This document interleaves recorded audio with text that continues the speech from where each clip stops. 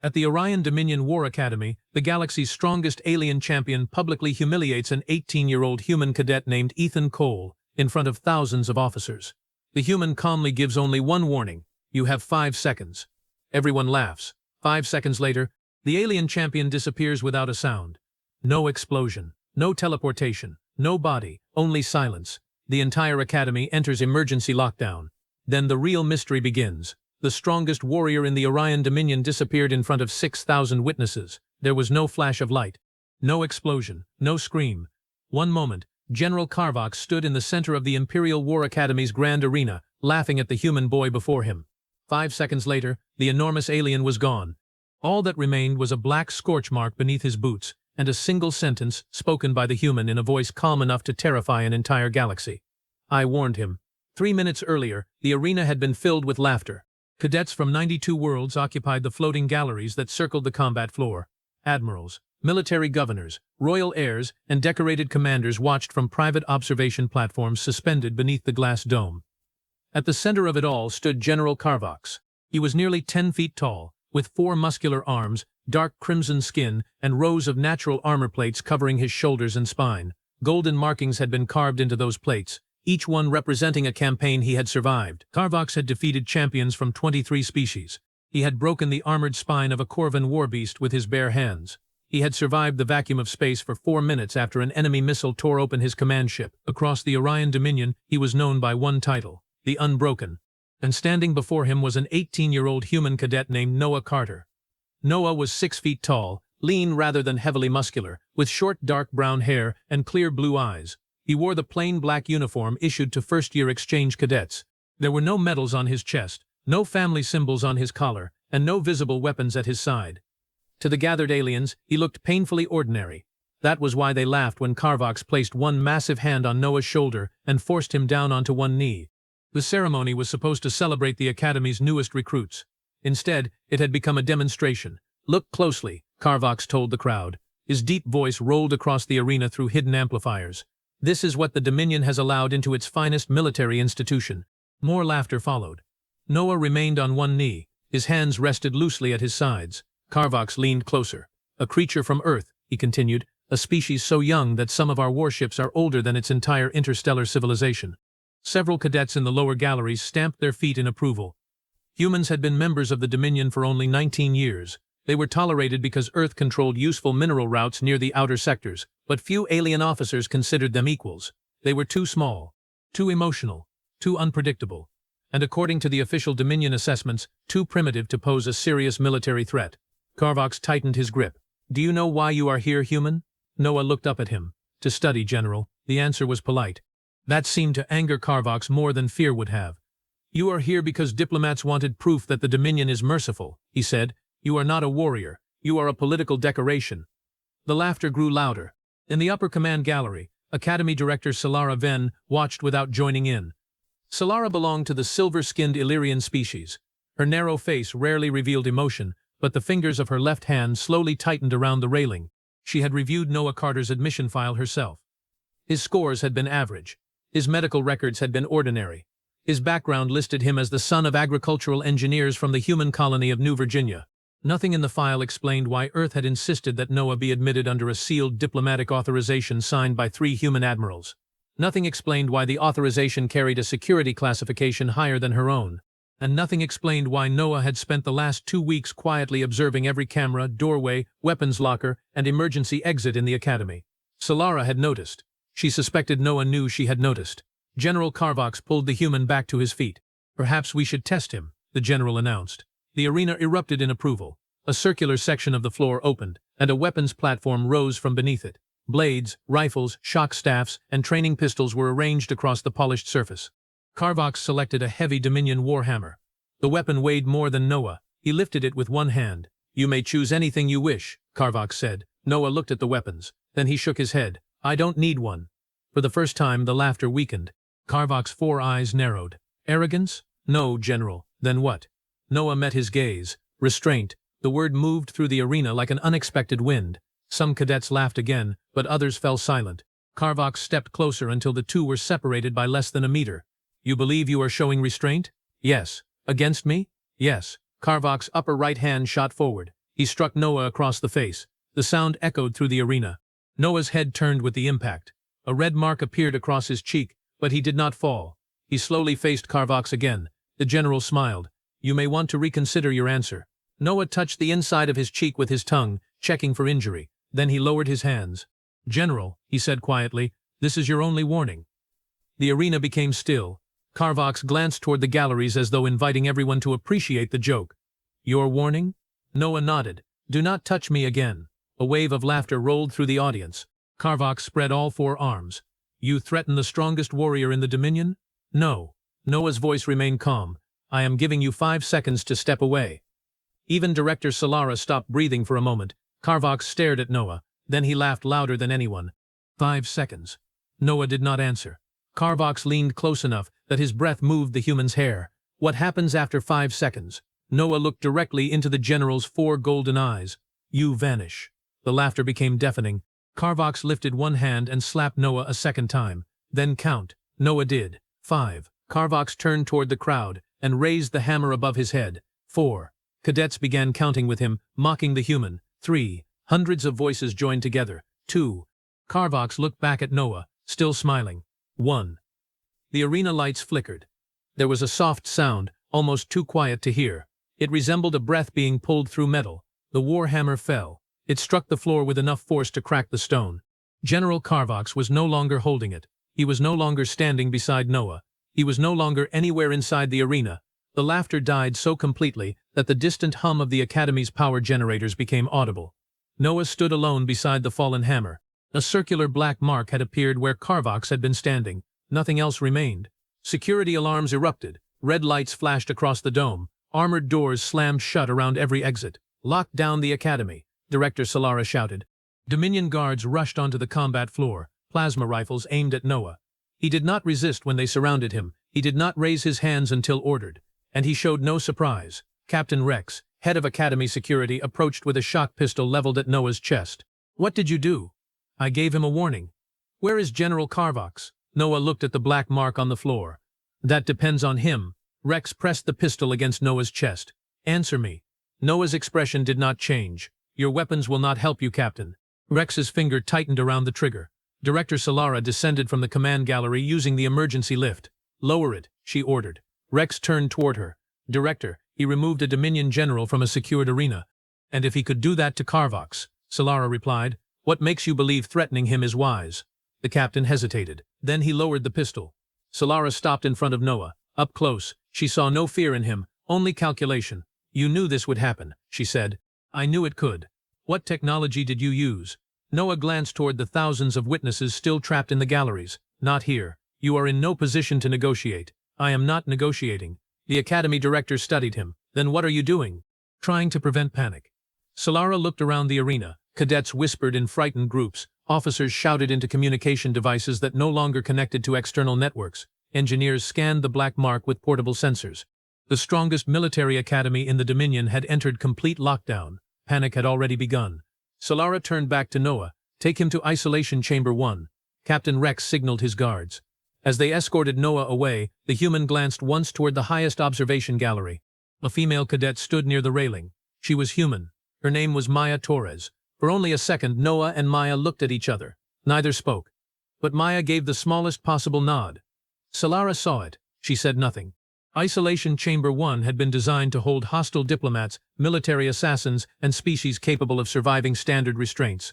Its walls were built from layered gravitic alloy. Its door required 3 command codes to open. Every surface contained hidden sensors. Noah sat at the metal table with his wrists locked inside a suppression field. Director Solara stood across from him while Captain Rex and 2 intelligence officers watched through the transparent wall. Let us begin again, Solara said. Where is General Carvox? Alive. Rex stepped closer from the other side of the glass. Solara raised one hand, ordering him to remain silent. Where? In a place created for beings like him. What does that mean? Noah leaned back. It means the general spent his career believing strength gave him the right to hurt anyone weaker than himself. That is not an answer. It is the only answer I can give until your government decides what kind of conversation it wants to have. Solara's eyes narrowed.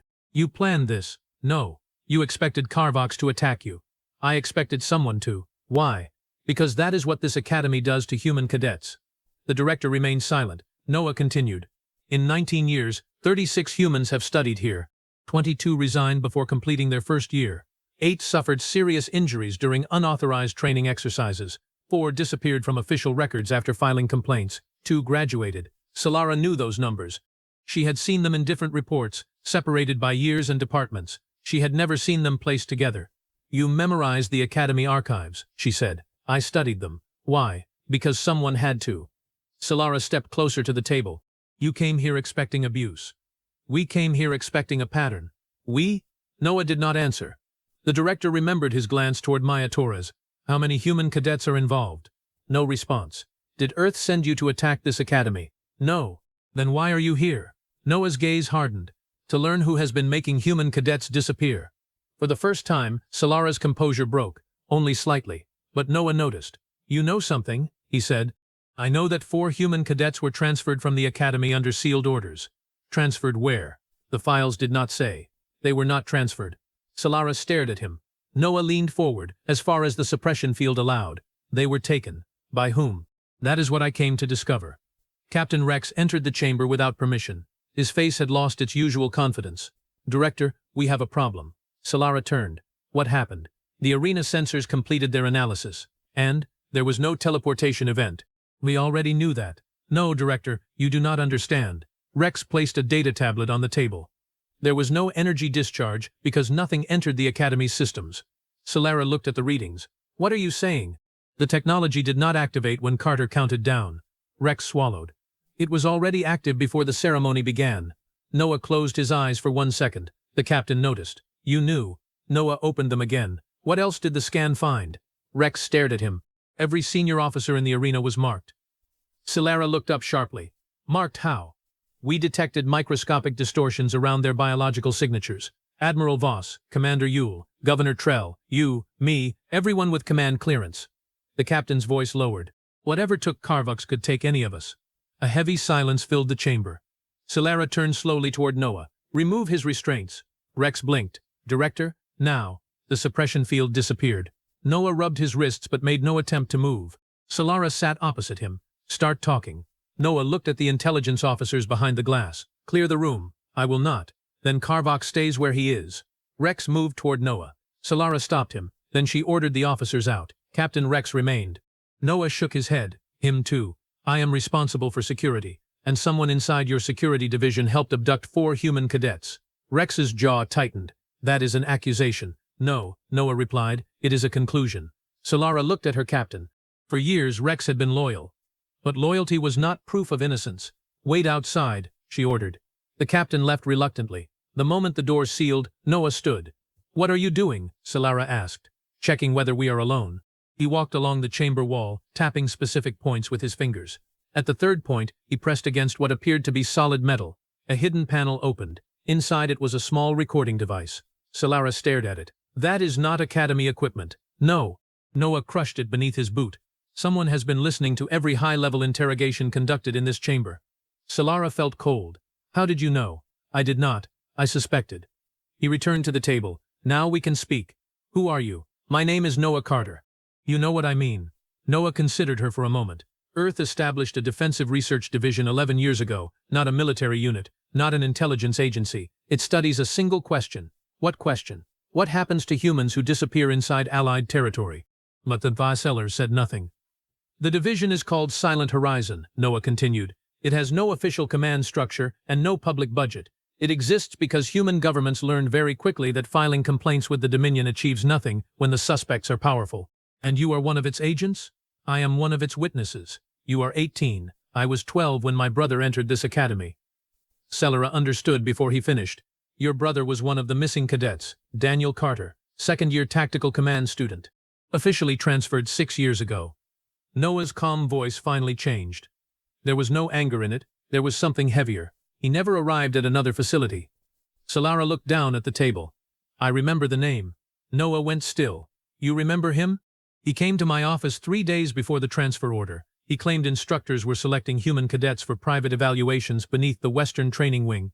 What did you do? I requested an investigation, and it was denied by General Carvux. The room seemed to shrink around them.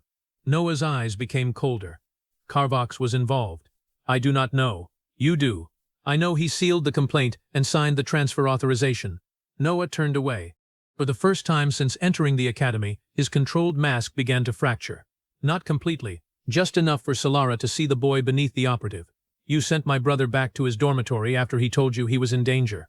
I believed procedure would protect him. Noah looked at her. And now? Solara held his gaze. Now I know procedure protected whoever took him. Before Noah could respond, the chamber lights turned red. A deep alarm sounded through the detention level. The door display flashed with an emergency warning. Biological containment failure. Solara activated her communicator. Rex, report. Only static answered. Then a voice came through. It was weak, distorted, but unmistakable. General Carvox. Director. Solara froze. Carvox, where are you? The general breathed heavily. Beneath. The academy. Noah moved toward the door. Solara caught his arm. Wait. Carvox's voice returned through the speaker. They are here. Who? The general began to whisper. The missing humans. Noah stopped moving. Solara's hand slowly fell from his arm. Carvox continued. They are alive. A crashing sound erupted through the transmission. Then the general screamed. Not in pain, in terror. The connection died. Noah stared at the silent communicator. Solara entered her command code and opened the chamber door. Captain Rex lay unconscious in the corridor. The guards were gone. Every detention cell had opened at the same time. At the far end of the corridor, Maya Torres stood beneath the flashing red lights. She held a Dominion rifle in both hands. Blood ran from a small cut above her eyebrow. Noah, she said, breathing hard, we found the entrance beneath the western wing. He stepped toward her. Who attacked you? Maya looked past him toward Director Solara. Academy security. Solara's face hardened. How many? Enough to prove Captain Rex wasn't the only traitor. Rex groaned on the floor. Maya raised the rifle toward him. Noah pushed the barrel aside. Not yet. A violent tremor shook the corridor. Dust fell from the ceiling.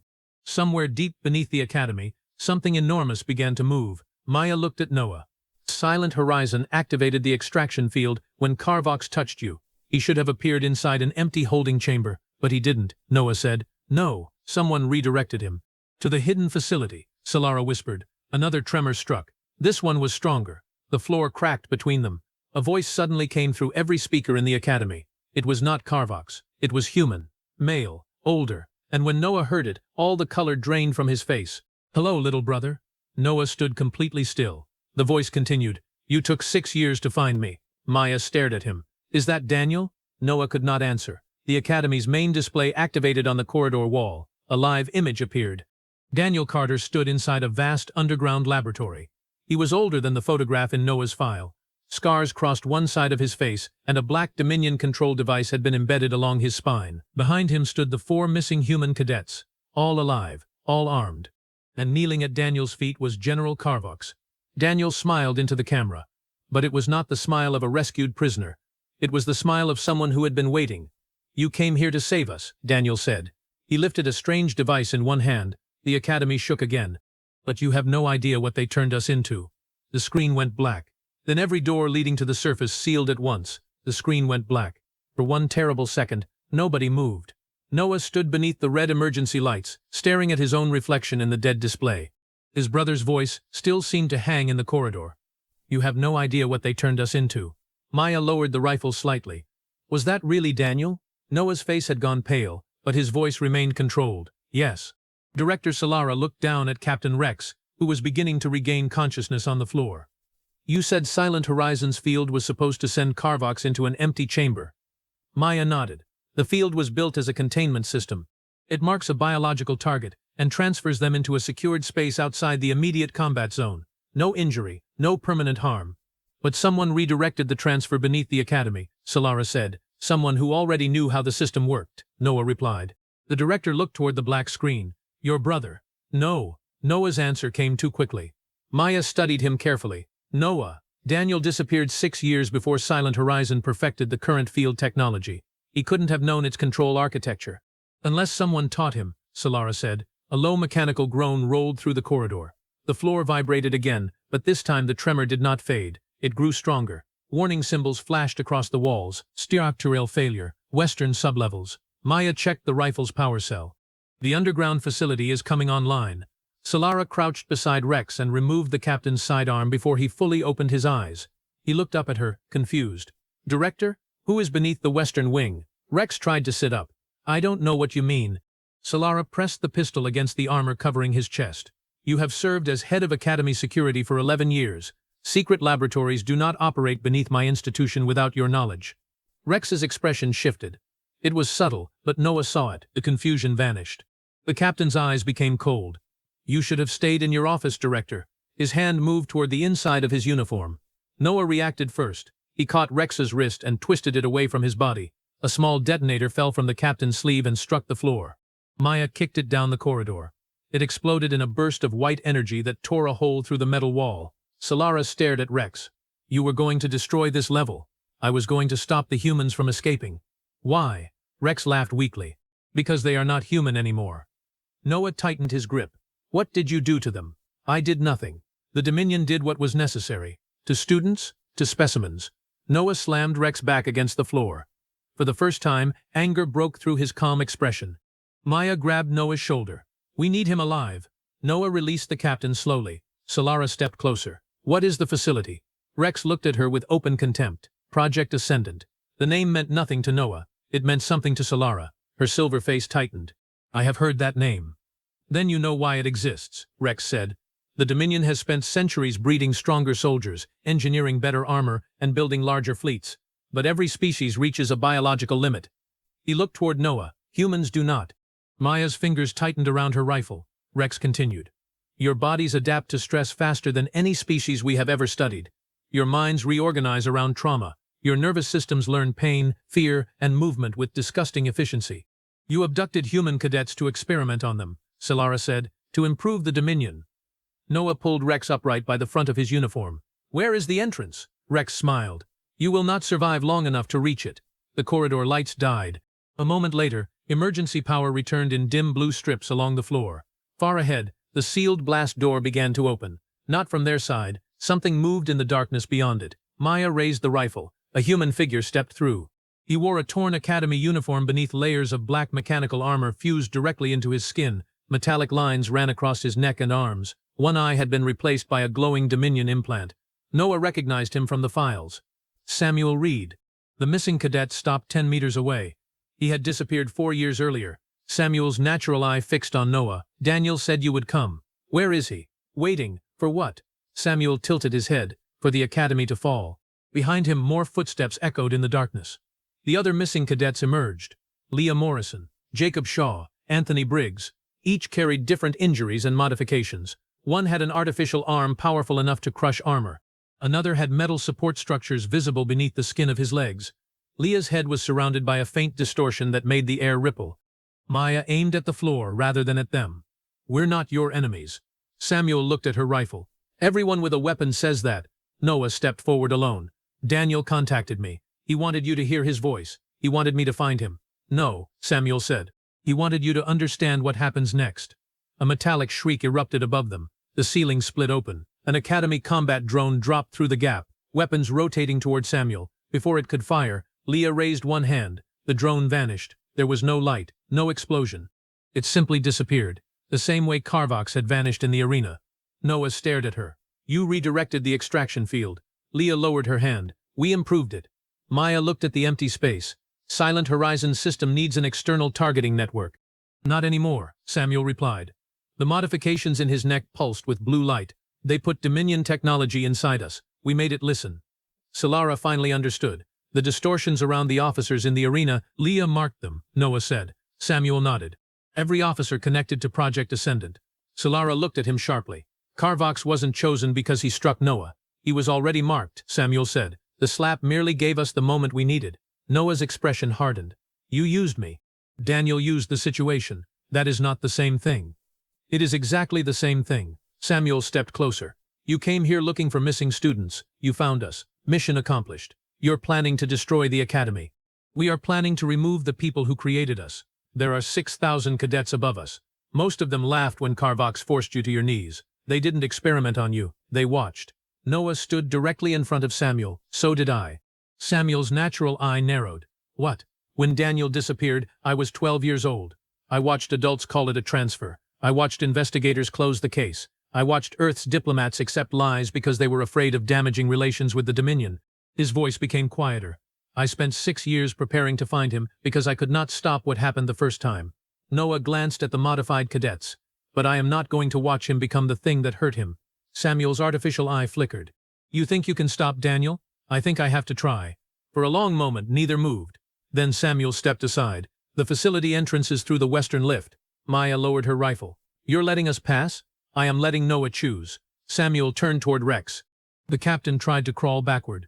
Samuel seized him by the throat and lifted him off the floor with one arm. Solara raised the pistol. Put him down. Rex gasped. He knows the command codes, Samuel said, and we need them. Samuel's fingers loosened. Rex fell to his knees, coughing. Noah pulled the captain toward the western lift. Open it. I will not. Maya placed the rifle's barrel against the detonator pocket inside his uniform. You were willing to die a moment ago. Let's test whether you still feel that way. Rex entered the code. The lift opened. Unlike the polished academy elevators, this one was built from dark industrial metal. There were no floor numbers on the control panel, only a single downward arrow. Noah, Maya, Solara, and Rex entered. Samuel remained outside. Noah looked back at him. Are you coming? Samuel shook his head. Daniel does not trust me anymore. Why? Because I still remember what mercy feels like. The doors closed. The lift descended. For nearly 2 minutes, nobody spoke. The academy had no official levels this deep. The temperature fell steadily, and the air became heavy with the smell of metal and antiseptic chemicals. Rex stood against the wall with Solara's pistol aimed at him. You cannot save them, he said. Noah ignored him. They are unstable. They survived you. That is not the same as being alive. Noah turned. My brother spoke clearly. Daniel Carter's mind fractured during the first year. You said he leads them. He does. That doesn't sound fractured. Rex smiled bitterly. You believe leadership proves sanity? The lift stopped. The doors opened onto a vast underground complex. Rows of glass chambers stretched into the distance beneath a ceiling filled with pipes and suspended machinery. Most of the chambers were empty. Some were not. Inside them floated bodies. Humans. Dozens of them. Maya covered her mouth. Solara lowered the pistol without realizing it. These are not academy cadets, she whispered. Rex said nothing. Noah walked toward the nearest chamber. The human inside was an older woman, perhaps 40, wearing the remains of a civilian transport uniform. A small identification plate was attached to the glass. Lumja 14, recovered, border incident. Noah looked at the next chamber. A young man, Lumja 14, recovered, pirate attack. And another, Lumja 14-16, recovered, shuttle malfunction. They staged their deaths, Maya said. Solara's face filled with horror. For how long? Rex remained silent. Noah seized him. How long? Project Ascendant began 27 years ago. Humanity joined the Dominion 19 years ago. We acquired humans before formal contact. The words seemed to stop time. Solara stared at him. You entered pre-contact human territory? We observed your species for decades. You abducted them. We collected biological samples. Noah's fist struck Rex's face. The captain collapsed. Noah moved to hit him again, but Maya held him back. Noah, stop. He called them samples. I heard him. He knew, and he will answer for it. A voice came through the chamber speakers. You still let people hold you back. Noah froze. Daniel stood on a raised platform at the far end of the laboratory. General Carvox knelt beside him, restrained by a glowing energy collar. The alien's forearms trembled. His armor was cracked, but his body appeared unharmed. Daniel descended the steps slowly. Up close, the changes were clearer. Black circuitry ran beneath the skin along his neck. One side of his spine had been reinforced with an exposed mechanical frame. His right hand was human. His left was made from smooth black metal. Noah stepped toward him. Daniel, his brother stopped a few meters away. For one brief second, the dangerous smile disappeared. He looked tired. Older than his years. Then the expression hardened again. You grew up. You missed most of it. I know. Noah's eyes moved across his brother's scars. I came to take you home. Daniel looked around the laboratory. This is home. No. It is the only place that knows what I am. You are my brother. I was. Noah shook his head. You still are. Daniel's metal fingers closed. The air around Carvox distorted. The general vanished. A second later, he reappeared inside an empty glass chamber. He struck the glass in panic. Daniel watched him without emotion. They taught me that identity is only a collection of memories attached to a body. Then they removed memories whenever I resisted and restored them when they needed cooperation. Noah's voice softened. I'm sorry. Do not apologize for them. I'm not. I'm apologizing because I wasn't here. You were 12. I should have found you sooner. Daniel laughed once. It held no humor. That is exactly why I asked them to bring you here. Noah looked around. You asked them? Carvox people monitored your investigation from the moment you entered the academy. I made sure they saw enough to become afraid. You controlled the security leak. I controlled Rex. Everyone turned toward the captain. Rex's face twisted with humiliation. He is lying. Daniel raised his metal hand. Rex's body vanished. He reappeared inside another glass chamber, screaming and striking the walls. Daniel looked back at Noah. I needed the people responsible gathered in one place. Carvox, Rex, the commanders, the investors, the scientists. They were all in the arena. The marks, Noah said. Leah placed them before the ceremony. Why use Silent Horizon?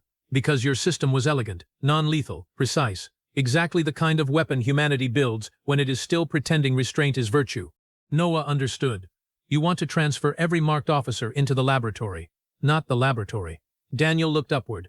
The void between transfer points. Maya's face changed. You can do that? For a few seconds. They would die. Yes. Noah stepped closer. Daniel, listen to me. I listened for 6 years. Then listen once more. Daniel's eyes remained cold. Noah continued. If you kill every officer involved, the Dominion will bury this facility, destroy the evidence, and call you a terrorist. I do not care what they call me. Reader Huds, the families of everyone in these chambers will. Daniel's expression shifted. Noah pointed toward the captives. They deserve names. They deserve to go home. They deserve the galaxy knowing what happened. The galaxy already knows how to ignore human suffering. Then make it impossible to ignore. Daniel looked at Solara. The director stepped forward. I will open every academy channel. Daniel almost smiled. You? I failed you once, Solara said. I believed procedure would protect you. It protected your captors instead. She looked at the chambers. I will not make that mistake again. You expect me to trust the director of the institution that buried us? No, Solara replied. I expect you to watch what I do. She activated her command device. The screen displayed a warning. External communication blocked. Daniel lifted his human hand. The warning vanished. Every camera in the underground facility activated. Above them, throughout the locked academy, every display came alive. The 6,000 cadets in the arena saw the laboratory. So did every officer. Every private observation platform. Every government channel connected to the academy. The galaxy saw the glass chambers, the abducted humans, the Project Ascendant records, Captain Rex imprisoned beside his victims, General Carvox pounding against the glass. Solara faced the nearest camera. My name is Director Solara Venn of the Orion Dominion Imperial War Academy. Beneath this institution, Dominion officials operated an illegal program involving the abduction, imprisonment, and experimentation of human civilians and cadets. Maya inserted a data crystal into the central console. Uploading records now. Files began spreading across the network. Names, dates, orders, financial transfers, medical reports, 27 years of crimes. Daniel watched silently. Noah moved beside him. You wanted them to see what happened. I wanted them to feel it. Let them feel the truth first. The laboratory alarms suddenly changed. Rex stood inside his chamber smiling. Noah saw it. What did you do? The captain lifted a tiny device he had removed from beneath his artificial tooth. Project Ascendant has a destruction protocol. Solara checked the central screen. A countdown appeared. A facility purge. 180 seconds. Maya moved to the console. The reactor is overloading. Daniel's eyes narrowed. I disabled that system. Rex laughed through the glass. We installed a second one. A deep pulse shook the facility. The glass chambers flickered. If the power failed, the prisoners inside would die. Noah looked at Daniel. Can your field move them? Not all at once. How many? 6 targets per transfer. There are more than 50. Daniel looked toward the reactor controls. I can stop the overload manually. Maya studied the energy readings. The core chamber will be flooded with radiation. I know. Noah grabbed his brother's arm. No. Daniel looked at his hand. You came here to save me. Yes. Then help me save them. Before Noah could answer, Daniel vanished. He reappeared behind the reactor door. Noah ran to the control window. Daniel placed both hands into the exposed energy interface. The black circuitry beneath his skin ignited with blue light. He screamed. The countdown slowed. Maya shouted toward the modified cadets through the facility network. Begin transferring prisoners to the arena. Leah and the others responded immediately. The first 6 chambers emptied. Above ground, 6 unconscious humans appeared on the combat floor. Academy medical teams rushed toward them. 6 more vanished from the laboratory. Then another 6. The countdown continued. 120 seconds. Daniel's armor began melting around his spine. Noah struck the reactor door. Open it. It's sealed, Maya said. Opening it would release the radiation into this chamber. Noah looked through the glass. Daniel's face was twisted in pain, but he was still conscious. Noah, Daniel said through the speaker. I'm here. Do you remember the lake? Noah's throat tightened.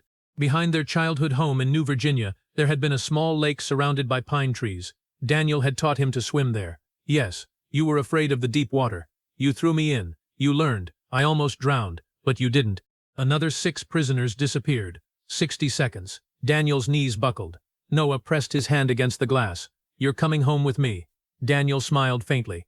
It was the first real smile Noah had seen. I don't think I remember how. Then we'll learn. 30 seconds. The final prisoners vanished. Only Daniel remained inside the reactor chamber. Maya looked at the readings. The overload is stabilizing, but he has to disconnect now. Daniel, his hands remained locked inside the interface. I can't release them. Noah looked at the extraction system. Mark him. Maya shook her head. The reactor field is blocking the signal. Then mark me. What? Silent Horizon's field recognizes biological contact between targets. Understanding crossed her face. Noah, you would be transferred into the reactor chamber. For less than a second, you could die. Noah looked through the glass at his brother. Do it. Maya activated the field. Noah vanished. He appeared inside the reactor chamber beside Daniel. Radiation alarms screamed. Heat struck him like a physical wall. Noah wrapped both arms around his brother and pulled with all his strength. Daniel's hands tore free from the interface. The extraction field activated again. Both brothers vanished. They reappeared in the academy arena as the underground reactor shut down. Noah hit the floor hard. Daniel landed beside him, unconscious. For several seconds the arena remained silent. Thousands of aliens stared at the brothers, at the rescued humans, at Carvox and Rex, still trapped inside containment chambers that had been transferred with them. Medical teams surrounded Daniel. Noah refused to release his hand. Hours later, Dominion warships arrived around the academy. They did not attack. They came under orders from a coalition emergency tribunal that had already received copies of every Project Ascendant file. General Carvox was arrested. Captain Rex was arrested. Within 3 days, 47 officers, scientists and government officials were detained across 12 worlds. Project Ascendant was exposed before the Dominion could erase it. The rescued humans were returned to Earth. Some remembered their families. Some did not.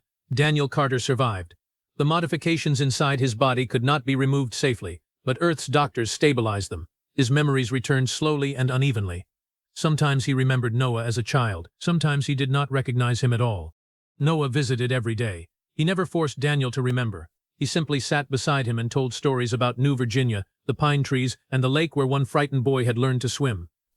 6 months after the Academy incident, Director Solara stood before the Galactic Coalition Council.